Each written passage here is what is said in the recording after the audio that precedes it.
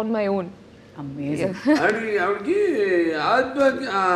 ఇవిడికి ఆధ్యాత్మిక చింతన ఎక్కువ బాగా పర్యటిస్తూ ఉంటుంది.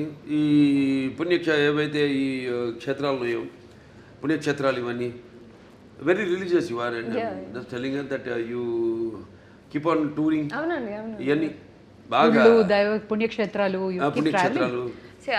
Yes, I do. But more than that, my sadhana is a very different journey.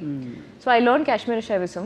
So that learning is there on. So me life లో కూడా శివుడు ఉన్నాడు. 100%. That's what brought you here into this project. Yeah, that's for me.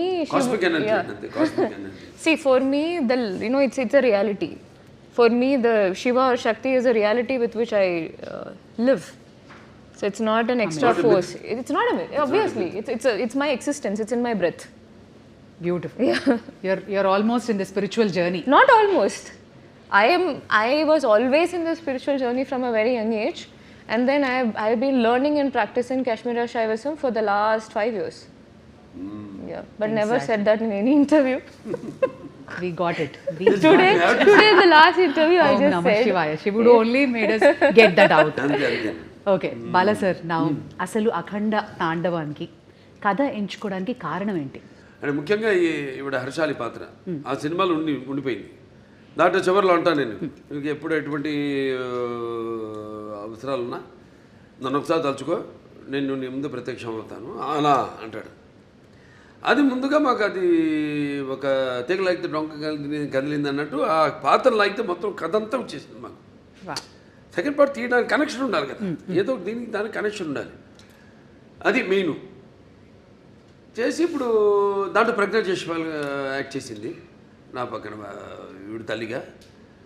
కానీ ఆ పాత్ర ఇందులో ఉంటే